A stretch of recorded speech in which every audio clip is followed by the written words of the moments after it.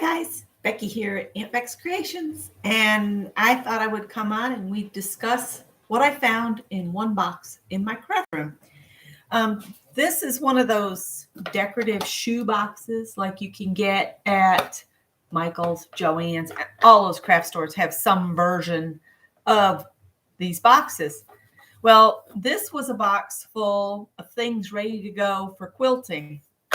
In the bottom, those are all 2.5-inch strips, just from the width of the fabric or remnants from that. So see, that one's a little shorter. So that was probably used on a project. But these are useful to have for a quick quilt. You can do what's it called? The jelly roll race, or you can do quick 9 patches with these strips. And I got these strips with some other quilters that I've been in contact with through, let's see, AOL groups, MSN groups, Yahoo groups, and now we're on Facebook together. So these same about 10 ladies, we've been doing quilting stuff together for a very long time, probably 20 years now. And I thought it would be fun to see what was in this box and just describe how it's used. So what I'm going to do is I'm going to kind of tip you down to the table and we'll go through the rest of what I found. So bear with me while I get the camera set real quick. And excuse the mess in the background. Cleaning was not on the agenda when I was taking care of my mom. And as I go through stuff, I will put it back in the box. I also have, there's the 2.5-inch strips in here. And then there was miscellaneous other strips that are slightly wider, probably about 3 inches. And those are probably cut for a border on a quilt. So those go back in here. And then there's some smaller ones, which the smaller strips are good for, I can't remember what it's called, where strip piecing, where you just are doing the strips across the diagonal of a base block, and you can make a really wonderful quilt that way. I also have, there's a pattern for a scrappy trip around the world that came from Quiltville. And I'll stick that back in there. That's one you can do with a jelly roll, or the 2.5-inch strips. You can do a quilt around the world quilt. This is a Matt's Hand Cuts from Jordan Fabrics. This is Darlene's Favorites. And these are all like vintage prints. So I have stuff like that. Hi, Dawn. And then I've got a charm pack. I think this came from Joann's, but it's kind of a boho feel. This is just stuff in here. I think this is something,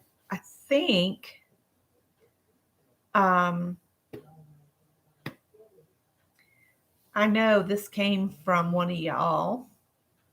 Can I remember your name at the moment? Of course not. Lucia. Lucia sent me these, I think. I'm pretty sure. And then this is just a leftover piece of fabric that I probably was cutting strips out of. And then there's this cool fabric, I think also came from Lucia, that's old cigar boxes. Okay, then I'm just putting everything back. These I think we did a brick and 2.5-inch square swap. And this is a pack of bricks and 2.5-inch squares. I don't know, or looks like there's more 2.5-inch squares than just a few bricks, or it might be all 2.5-inch squares. I didn't open it. This has got, looks like it's got a pattern in it. And I wrote down some instructions of what I had to do. But I've got fabric separated in here to do the Flying Dutchman block.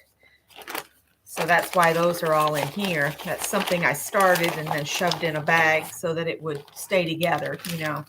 And then this says mine, a frolic block, which I need to look up the frolic block and go ahead and sew it up.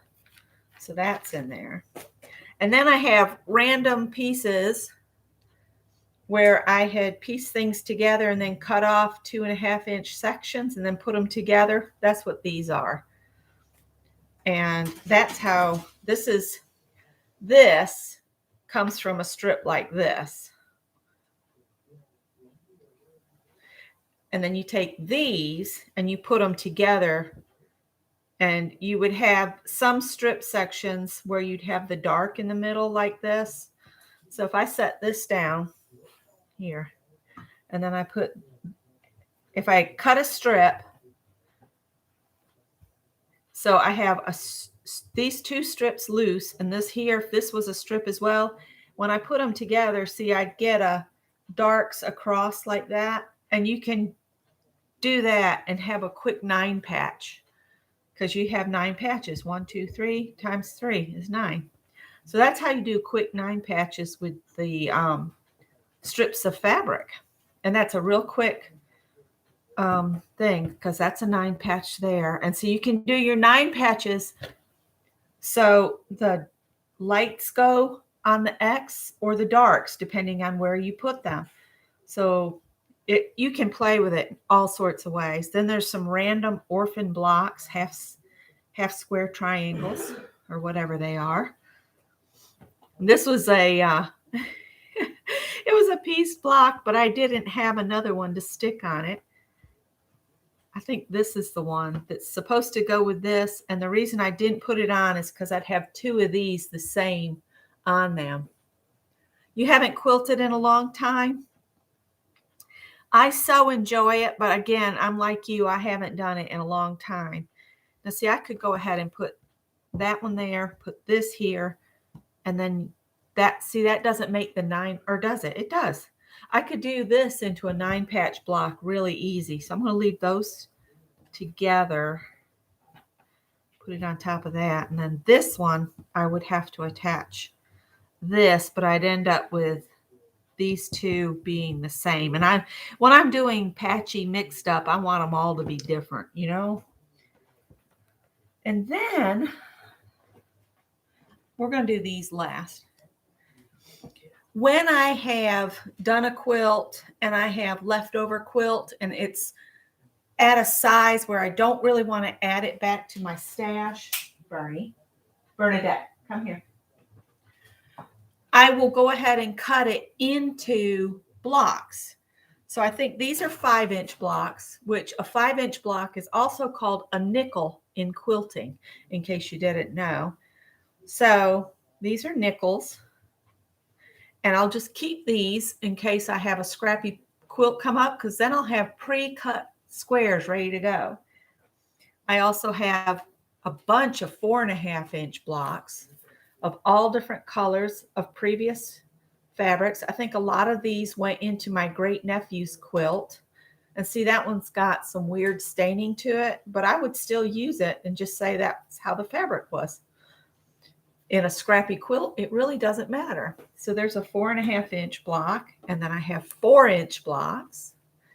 Again, and this was must have been an autumnal quilt, because there's a lot of autumn colors.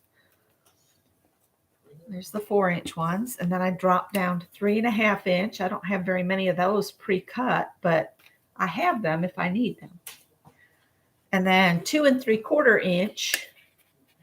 That if I turn these into half square triangles, they come in smaller. And then these are called bricks. And a brick is these are probably 2.5 by 4. And a brick just means it's a rectangle. So you can make a brick any width or length, but you want it to be kind of a rectangular shape so it looks like a brick. So those are bricks. Bernadette, no, come here. Come here. And then I have a bunch of 2.5-inch squares, because I use a lot of 2.5-inch squares in quilting. So those are all pre-cut, ready to go. I could make a scrappy quilt right up. And then the last one I have is just little 2-inch squares. I think. What's this one? Oh, that says 2 1/4. I put little notes in. So I got 2 and 2 1/4. So these are almost postage stamp. If I had 1-inch squares, those would be postage stamp size. So I'm going to go ahead and close that box. All of this was in that box. But I was thinking I might hold these out. So let me move these over. We'll talk about these right here. These are called cake squares. And a cake square is 10 by 10. And we did a swap. And we just did it. And I think the theme was gray, white, and red. Any gray, any white, any red. So, hi, Teresa. So I was going to divide these out into the gray, white, and red. And that way I can come up with a quilt pattern or a quilt design. And everything would be out, ready to go. It looks like these are in here upside down, but that's okay because then it's like a big reveal when I turn them over. That's a paisley. So yeah, we did gray. I think each person sent the other one gray, one white, one red in this swap, I think. And it looks like everybody participated in this swap. So see, I could make a real pretty quilt, real easy. Just sew these blocks together. And before you know it, I'd have a gray, red, and white quilt. And I think there is enough here to do a full-on quilt. You quilted when you were around 6 years old. That is so cool. My great Aunt Nellie was a quilter. And when we got married, she gave us a quilt. I've got it in our hope chest because we used it so much that we kind of wore it out. And I want to try to copy her design, trace it out so I can do it. It's teddy bears in Sunbonnet Sue hats. It's so cute. But that would be her gift to anybody that just got married that might stop around to see her. She'd say, I got quilts, go pick one.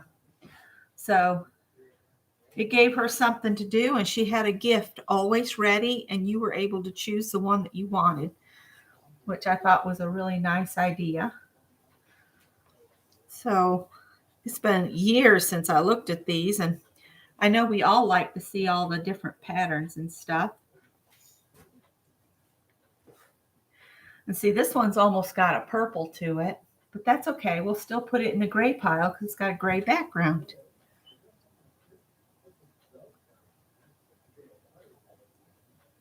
I had a great Aunt Annie too, and so did Scott. Actually, Scott had the great Aunt Annie.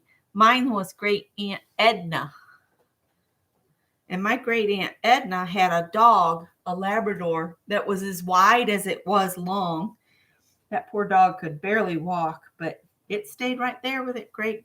Actually, she wasn't just my great aunt. She was my grandmother's aunt. So she was my great great aunt. And she loved jigsaw puzzles too. So I'd visit with her dog and help her do puzzles. And she had an old house, and I thought all of her doorknobs were diamonds because they were that crystal look. And then she had stained glass in the side glasses. And there was a door from her front part of her house to the back.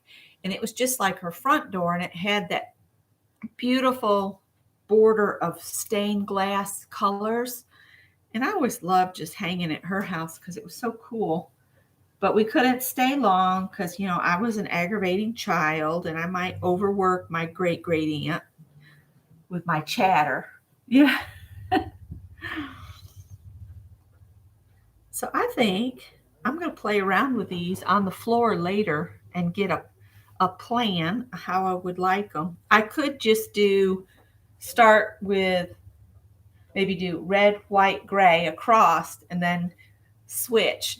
So start with 5 blocks at the top and just keep doing that pattern down. I think that would be real pretty and real quick to sew together.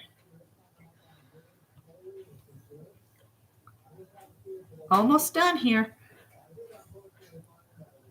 Some of these white on whites, it's hard to tell which way is right, you know. I should have looked up the name of these other quilt blocks because we did them as a swap. And each person would make a block for each of the other people. So you might make up 5 blocks, but they would be going to 5 different people, and you would get blocks in from 5 different people. So you'd have a variety.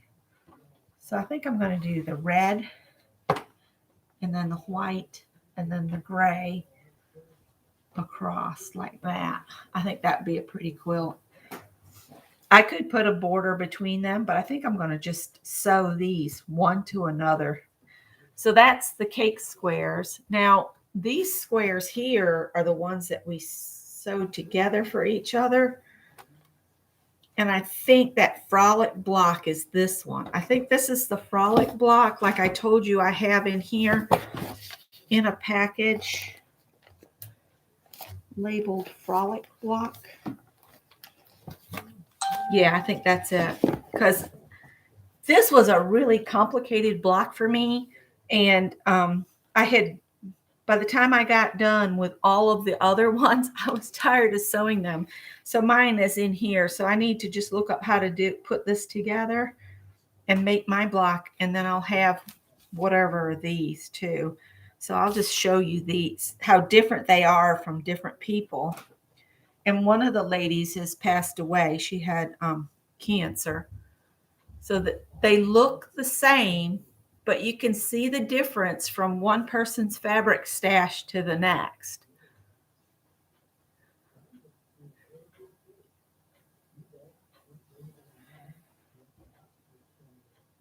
Yeah, the ones that we make with someone are always cherished and used, and then they fall apart, and we're so sad when they fall apart, but that's what they're meant to be. They're meant to be used. So there's this one. And again, this would be a quick quilt. If I just added sashing, I would have it done in no time. This one's a little bigger than those others. And that's another thing you have when you're doing a swap. Everybody's machines are slightly different. So you might not end up with exactly the same, but usually there's enough leeway in the blocks that you can straighten it up. My light's doing all kinds of weird things, guys. I'm sorry. And then this one looks like they used an old man's shirt on there. Look at that. That looks like a white striped shirt. That's cool. So that's the frolic block. So that's saved. And I think our object for these blocks was that we were doing the gray, white, and red theme, and then we did the cake squares. We wanted to be sure everybody had enough of the gray, white, and red that you could put together a quilt. So I'll move those. And then here's this one here. And I don't remember the name of this block, but it's on quilterscash.com, and that's quilter, and then the cash is CACHE.com. So I'll flip through these, and that's all I was going to share real quick, and see how different they are. Isn't that awesome? Bernie, come here. And my mom has gone back up with my stepdad for a few days, and then she's supposed to be back at my sister Robin's for the next couple of weeks until they get everything squared away. But we'll see how that all pans out. They might decide she doesn't need to come back and stay with us. They might think they got it all together. So we'll see. But we had fun while she was here.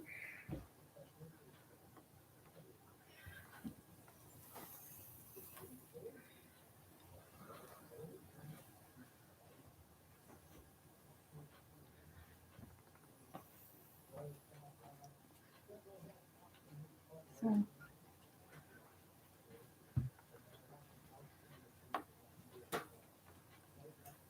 there we go.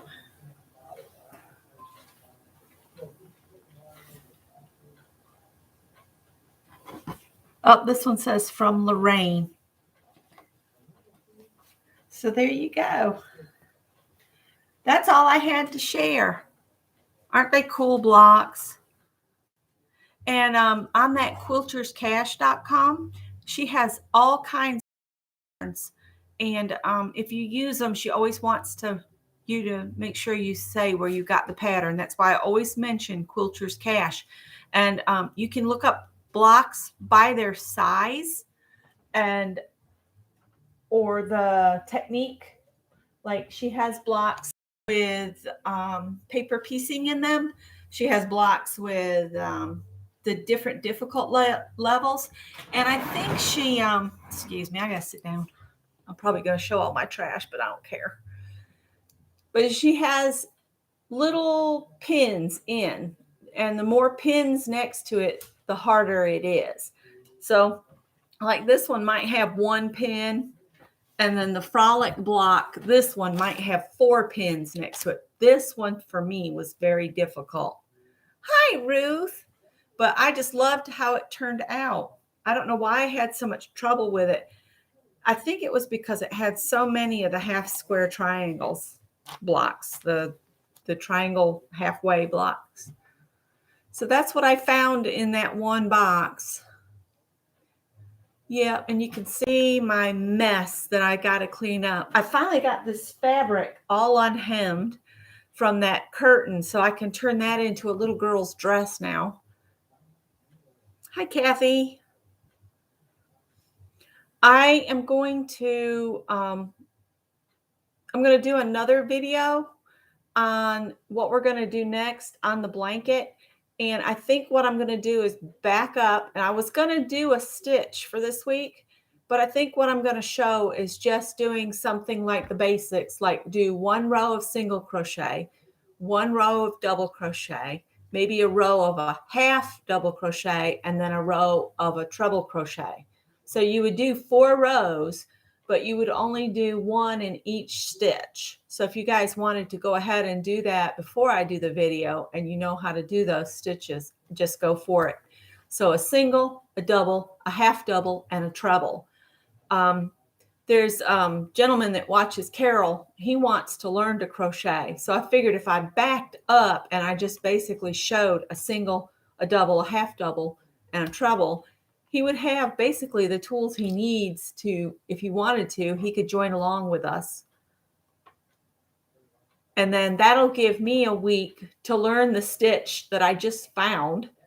And it just came up on Bag O' Day Crochet Crystal site. If you wanted to peek at it, it's and I don't even remember the name, but you do a stitch around a post, which I'm not used to doing that. So that's why I say, give me some time to do 3 or 4 rows of it. If I can't master it, I won't share it. But Crystal makes it look so easy. I don't see why I can't, but it just looks really cool and it's really dense.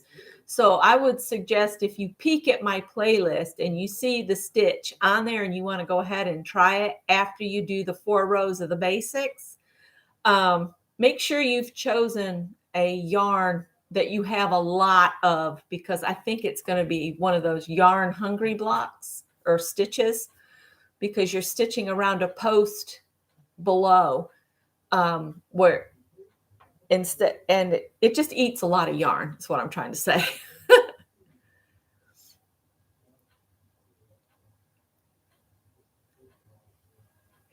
That treble stitch, I can do it, but I get so frustrated sometimes because I'll drop that 3rd yo. I don't know why I do, but it just seems to just slide off on me when I'm trying to pull back 2, pull back 2, pull back 2. I lose one along the way, but yeah, it's the one that looks like a shell and it's worked around a post. And then when you turn, you're working on the other side. So it closes up all of what would be an open area of a shell on your reverse stitch down through. It really packs it up. So that's why I said, make sure when we get started to do that you choose a yarn you have a lot of. If we're going to even do 3 3 rows of that stitch. And I'm thinking it would be better to do closer to 5 rows of that stitch just so we can see what it looks like. But like I said, let's do the single, the double, the half double, and the treble. So do the 4 stitches, 4 rows, and then I'll come on and we'll do that next stitch that Crystal just put up at Bag a Day Crochet. Of course, I think she did put up another one yesterday. The one I want to do was sometime last week it came out. The double treble. Oh, double trebles. I don't think I want to try to show that. That's one of those. Speak of Crystal, she's live right now. I don't know what she's doing, but Bag a Day Crochet just popped on. A lot of people are live today. I just wanted to share this box of quilting stuff. And woo, a red and gray quilt is in my future. Red, gray, and white. Yep, a single, a double, a half double, and a treble. You got it, Kathy. And I'm going to do that video. Hi, Margaret. Oh, you like my dress? I made this myself. And it's a brushed poly. It's real soft. I just love it. I hang it to dry it because if for anybody that doesn't know, the brushed poly, when you put it in the dryer, it causes it to get those, I don't know what you'd call them. You know, the little bubbly places, the dryer does that. So it's best to hang something out of brushed polyester to dry. And the pattern was free, and it's called Rebecca, and it's by DG Patterns. So easy to sew, and it fits right out of the, you have to print the pattern off and then piece it together, but I had no problem with that. I want to make some more of these. It's very comfortable, very comfortable. Is Mary here? Hi, Mary. Hi, Mary. So I want to thank everybody that does lives and the videos that I was able to find that my mom really enjoyed. She loved to watch Mary early in the morning because she would get here at about 7 o'clock. So we watched Mary. Mary was a favorite. Lizzie. I think my mom loves Lizzie. She says she is so funny because Lizzie will just say something off the wall and mom will just be sitting here giggling. So, and then she'd ask me when Mary was on, she'd say, "What is she doing?" I said, "She's doing Mary the best she can. She's doing the very best Mary she knows how, and it's great." So she loved Mary. She loves Ellen Crimmy Trent. She would do watercolor every day if I was with her. She really loved the watercolor. And there was another that we watched almost every time it popped up. Y'all were live. I don't know. You guys, my brain is kind of mush this weekend, but oh,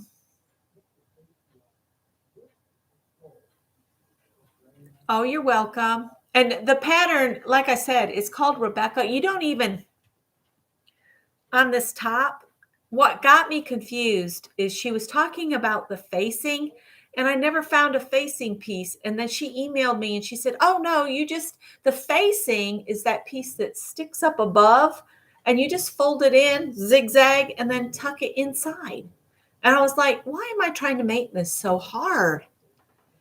But I did this for a Sew Your Name challenge that Michelle at Michelle Sews Again put out sometime last fall.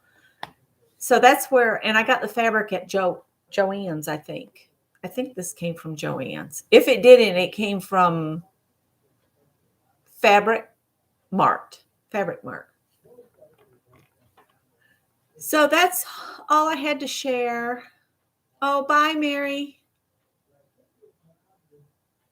She says hello, and then she says bye. Okay, guys, I think I'm going to let you go. Oh, hey, Pam. It's a dress. It's from the one that we did with Michelle. Sew Your Name challenge. This is the Rebecca from DG Patterns.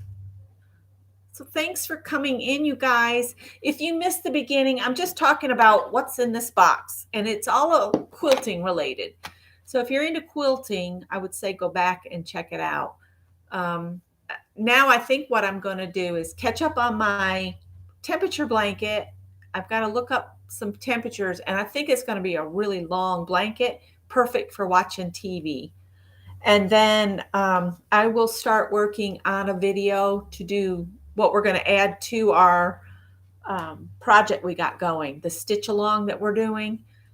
And then after I do that video, Tanya wants me to do a video on my Canon selfie printer on what can be done over the top of the pictures. So that's a video I've got to do. So that's a couple videos coming up. And for anybody that's new, I sew, crochet, do art, garden, cook, go thrifting with my husband, go on trips with my husband. So this channel isn't just one thing. I'm an eclectic soul. It's full on with me. We do everything here. So anyway, I'm going to let you guys go. You all be safe, be kind, have fun. Bye.